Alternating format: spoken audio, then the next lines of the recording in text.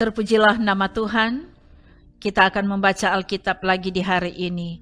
Sebelum itu mari berdoa.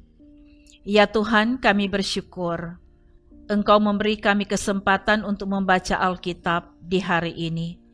Anugerahkan hikmat dan pengertian, supaya firman Tuhan ini kami mengerti dan kami pahami. Semua yang mengikutinya diberkatilah oleh Tuhan. Dalam nama Yesus kami berdoa. Amin.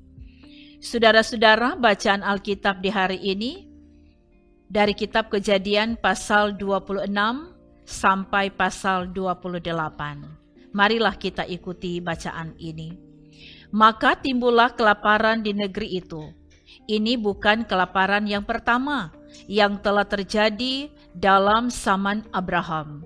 Sebab itu Ishak pergi ke Gerar kepada Abimelek, raja orang Filistin.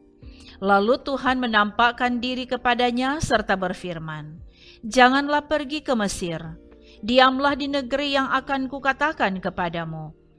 Tinggallah di negeri ini sebagai orang asing, maka aku akan menyertai engkau dan memberkati engkau, sebab kepadamulah dan kepada keturunanmu akan kuberikan seluruh negeri ini, dan aku akan menepati sumpah yang telah kuikrarkan kepada Abraham ayahmu. Aku akan membuat banyak keturunanmu seperti bintang di langit. Aku akan memberikan kepada keturunanmu seluruh negeri ini, dan oleh keturunanmu semua bangsa di bumi akan mendapat berkat.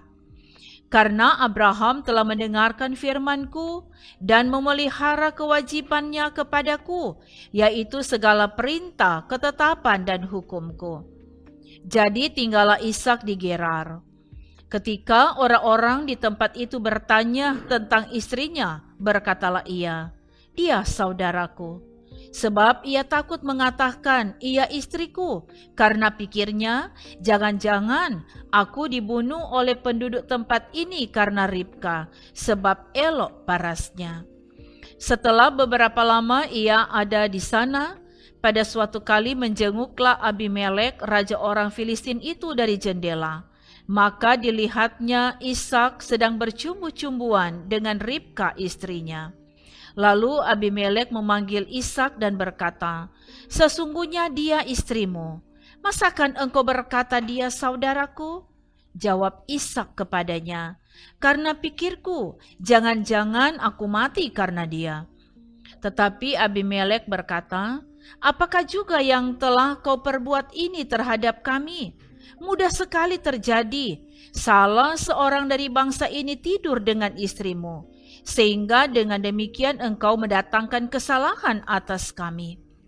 Lalu Abimelek memberi perintah kepada seluruh bangsa itu, 'Siapa yang mengganggu orang ini atau istrinya, pastilah ia akan dihukum mati.' Maka menaburlah Ishak di tanah itu, dan dalam tahun itu juga ia mendapat hasil 100 kali lipat, sebab ia diberkati Tuhan.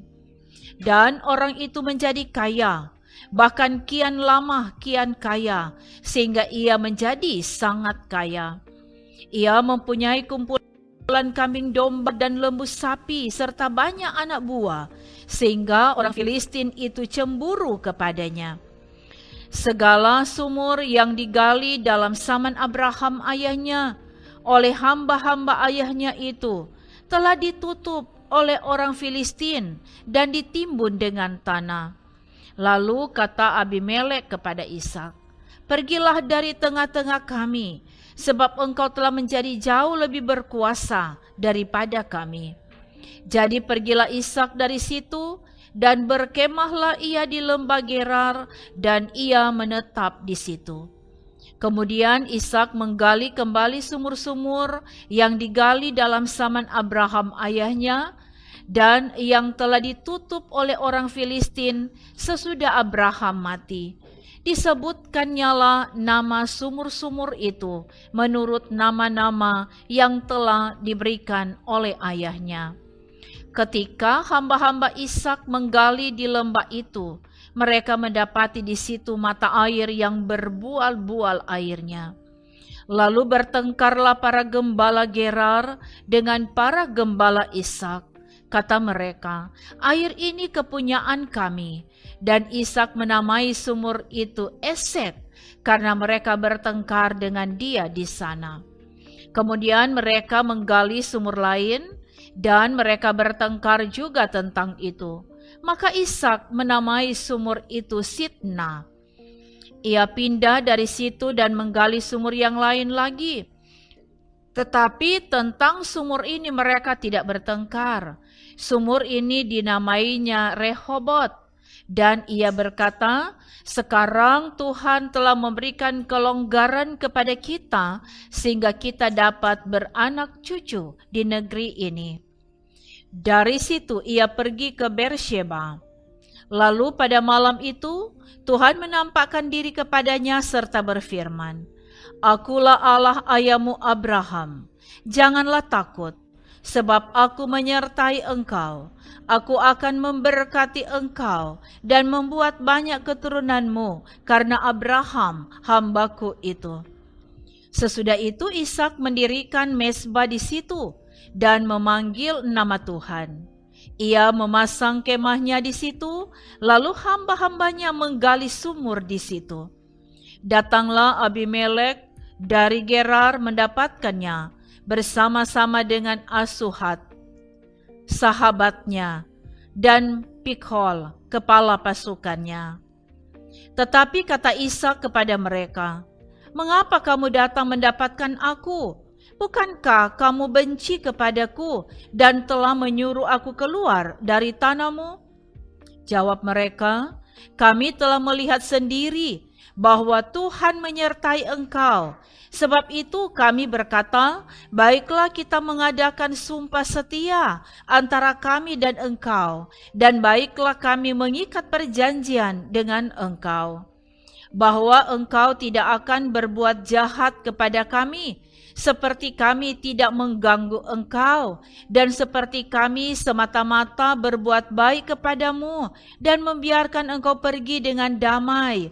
Bukankah engkau sekarang yang diberkati Tuhan? Kemudian Ishak mengadakan perjamuan bagi mereka, lalu mereka makan dan minum. Keesokan harinya pagi-pagi bersumpah-sumpahanlah mereka. Kemudian Ishak melepas mereka dan mereka meninggalkan dia dengan damai. Pada hari itu datanglah hamba-hamba Ishak memberitahukan kepadanya tentang sumur yang telah digali mereka serta berkata kepadanya, Kami telah mendapat air. Lalu dinamainyalah sumur itu Sheba. Sebab itu nama kota itu adalah Beersheba sampai sekarang. Ketika Esau telah berumur 40 tahun, ia mengambil Yudit, anak Beeri, orang Het, dan Basmat, anak Elon, orang Het, menjadi istrinya. Kedua perempuan itu menimbulkan kepedihan hati bagi Ishak dan bagi Ribka. Ketika Ishak sudah tua dan matanya telah kabur, sehingga ia tidak dapat melihat lagi, dipanggilnyalah Esau, anak sulungnya, serta berkata kepadanya, Anakku, sahut Esau, Ya Bapa. Berkatalah Ishak, Lihat, aku sudah tua, aku tidak tahu bila hari kematianku. Maka sekarang ambillah senjatamu, tabung panah dan busurmu, pergilah ke padang dan burulah bagiku seekor binatang. Olahlah bagiku makanan yang enak, seperti yang ku gemari. Sesudah itu bawalah kepadaku, supaya ku makan, agar aku memberkati engkau sebelum aku mati. Tetapi Ribka mendengarkannya, ketika Ishak berkata kepada Esau anaknya. Setelah Esau pergi ke padang memburu seekor binatang untuk dibawanya kepada ayahnya, berkatalah Ribka kepada Yakub anaknya, Telah ku dengar ayahmu berkata kepada Esau kakakmu, Bawalah bagiku seekor binatang buruan dan olahlah bagiku makanan yang enak, supaya ku makan, dan supaya aku memberkati engkau di hadapan Tuhan sebelum aku mati. Maka sekarang, anakku, dengarkanlah perkataanku seperti yang kuperintahkan kepadamu. Pergilah ke tempat kambing domba kita, ambillah dari sana 2 anak kambing yang baik, maka aku akan mengolahnya menjadi makanan yang enak bagi ayahmu, seperti yang digemarinya. Bawalah itu kepada ayahmu, supaya dimakannya, agar dia memberkati engkau sebelum ia mati. Lalu kata Yakub kepada Ribka ibunya, tetapi Esau kakakku adalah seorang yang berbulu badannya, sedang aku ini kulitku licin. Mungkin ayahku akan meraba aku, maka nanti ia akan menyangka bahwa aku mau memperolok-olokkan dia. Dengan demikian aku akan mendatangkan kutuk atas diriku dan bukan berkat. Tetapi ibunya berkata kepadanya, akulah yang menanggung kutuk itu, anakku. Dengarkan saja perkataanku, pergilah ambil kambing-kambing itu. Lalu ia pergi mengambil kambing-kambing itu dan membawanya kepada ibunya. Sesudah itu ibunya mengolah makanan yang enak seperti yang digemari ayahnya. Kemudian Ribka mengambil pakaian yang indah kepunyaan Esau, anak sulungnya, pakaian yang disimpannya di rumah, lalu disuruhnyalah dikenakan oleh Yakub, anak bungsunya. Dan kulit anak kambing itu dipalutkannya pada kedua tangan Yakub dan pada lehernya yang licin itu. Lalu ia memberikan makanan yang enak dan roti yang telah diolahnya itu kepada Yakub, anaknya. Demikianlah Yakub masuk ke tempat ayahnya serta berkata, "Bapa," sahut ayahnya, "Ya anakku, siapakah engkau?" Kata Yakub kepada ayahnya, "Akulah Esau anak sulungmu. Telah kulakukan seperti yang bapa katakan kepadaku. Bangunlah, duduklah dan makanlah daging buruan masakanku ini, agar bapa memberkati aku." Lalu Ishak berkata kepada anaknya itu, "Lekas juga engkau mendapatnya, anakku." Jawabnya, "Karena Tuhan Allahmu membuat aku mencapai tujuanku." Lalu kata Ishak kepada Yakub, "Datanglah mendekat, anakku, supaya aku meraba engkau. Apakah engkau ini anakku Esau atau bukan?" Maka Yakub mendekati Ishak ayahnya, dan ayahnya itu merabanya serta berkata, "Kalau suara, suara Yakub, kalau tangan, tangan Esau." Jadi Ishak tidak mengenal dia, karena tangannya berbulu seperti tangan Esau kakaknya. Ishak hendak memberkati dia, tetapi ia masih bertanya, "Benarkah engkau ini anakku Esau?" Jawabnya, "Ya." Lalu berkatalah Ishak, "Dekatkanlah makanan itu kepadaku, supaya ku makan daging buruan masakan anakku, agar aku memberkati engkau." Jadi didekatkannyalah makanan itu kepada ayahnya, lalu ia makan, dibawanya juga anggur kepadanya, lalu ia minum. Berkatalah Ishak ayahnya kepadanya, "Datanglah dekat-dekat, dan ciumlah aku, anakku." Lalu datanglah Yakub dekat-dekat, dan diciumnyalah ayahnya. Ketika Ishak mencium bau pakaian Yakub, diberkatinyalah dia, katanya, "Sesungguhnya bau anakku adalah sebagai bau padang yang diberkati Tuhan. Allah akan memberikan kepadamu embun yang dari langit, dan tanah-tanah gemuk di bumi, dan gandum serta anggur berlimpah-limpah. Bangsa-bangsa akan takluk kepadamu, dan suku-suku bangsa akan sujud kepadamu. Jadilah tuan atas saudara-saudaramu, dan anak-anak ibumu akan sujud kepadamu. Siapa yang mengutuk engkau, terkutuklah ia, dan siapa yang memberkati engkau, diberkatilah ia." Setelah Ishak selesai memberkati Yakub, dan baru saja Yakub keluar meninggalkan Ishak ayahnya, pulanglah Esau kakaknya dari berburu. Ia juga menyediakan makanan yang enak, lalu membawanya kepada ayahnya. Katanya kepada ayahnya, "Bapa, bangunlah dan makan daging buruan masakan anakmu, agar engkau memberkati aku." Tetapi kata Ishak ayahnya kepadanya, "Siapakah engkau ini?" Sahutnya, "Akulah anakmu, anak sulungmu Esau." Lalu terkejutlah Ishak dengan sangat serta berkata, "Siapakah gerangan dia yang memburu binatang itu dan yang telah membawanya kepadaku? Aku telah memakan semuanya sebelum engkau datang dan telah memberkati dia, dan dia akan tetap orang yang diberkati." Sesudah Esau mendengar perkataan ayahnya itu, meraung-raunglah ia dengan sangat keras dalam kepedihan hatinya, serta berkata kepada ayahnya, "Berkatilah aku ini juga, ya Bapa." Jawab ayahnya, "Adikmu telah datang dengan tipu daya dan telah merampas berkat yang untukmu itu." Kata Esau, "Bukankah tepat namanya Yakub? Karena ia telah 2 kali menipu aku. Hak kesulunganku telah dirampasnya, dan sekarang dirampasnya pula berkat yang untukku." Lalu katanya, "Apakah Bapa tidak mempunyai berkat lain bagiku?" Lalu Ishak menjawab Esau katanya, "Sesungguhnya telah kuangkat dia menjadi tuan atas engkau, dan segala saudaranya telah kuberikan kepadanya menjadi hambanya, dan telah kubekali dia dengan gandum dan anggur. Maka kepadamu, apalagi yang dapat kuperbuat, ya anakku?"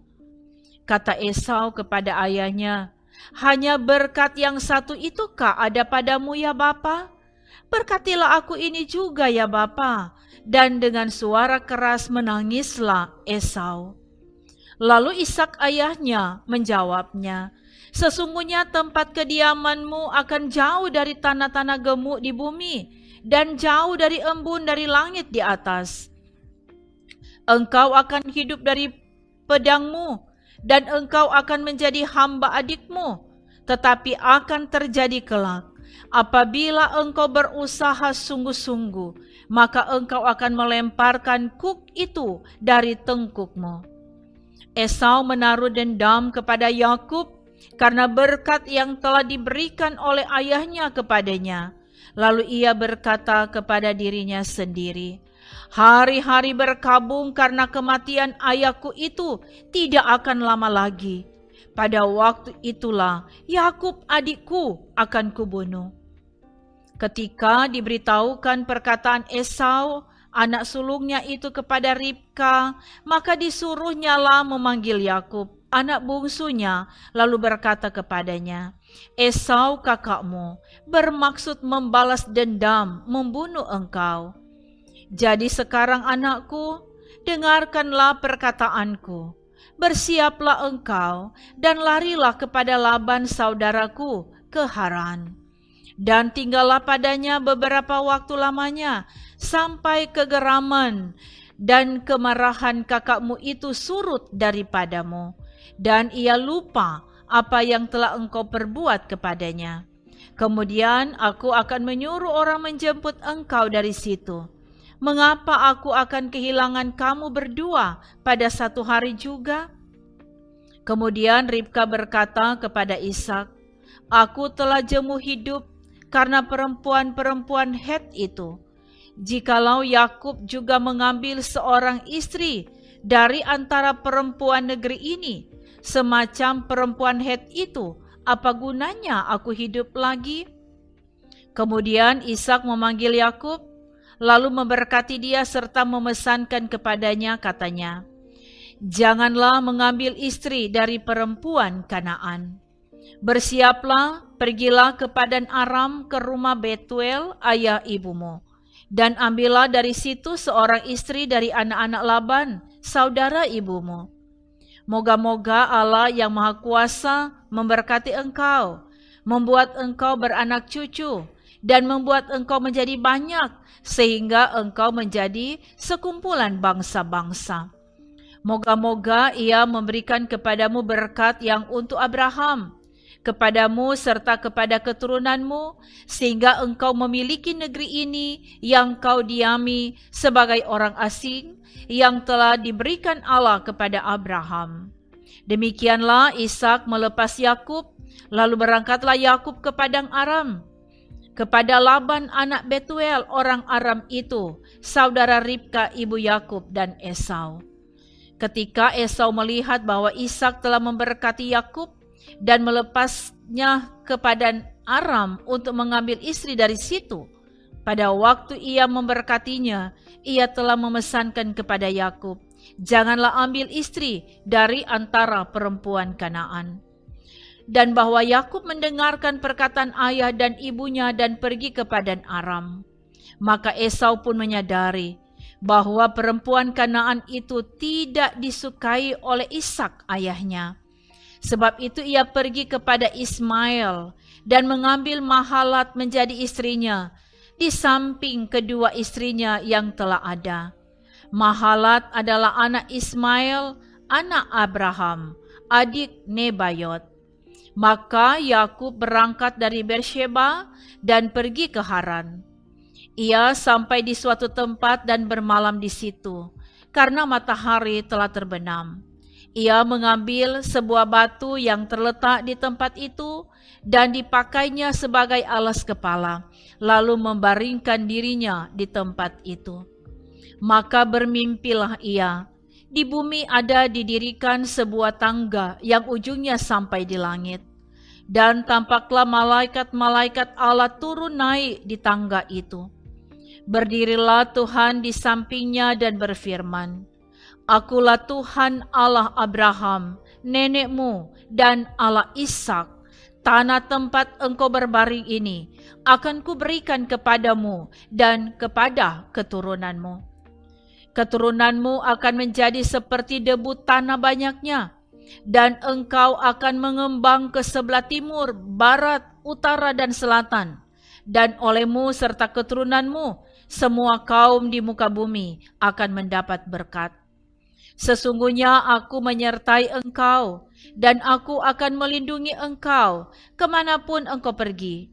Dan aku akan membawa engkau kembali ke negeri ini, sebab aku tidak akan meninggalkan engkau, melainkan tetap melakukan apa yang kujanjikan kepadamu." Ketika Yakub bangun dari tidurnya, berkatalah ia, "Sesungguhnya Tuhan ada di tempat ini, dan aku tidak mengetahuinya." Ia takut dan berkata, "Alangkah dahsyatnya tempat ini. Ini tidak lain dari rumah Allah. Ini pintu gerbang sorga." Keesokan harinya pagi-pagi, Yakub mengambil batu yang dipakainya sebagai alas kepala dan mendirikan itu menjadi tugu dan menuang minyak ke atasnya.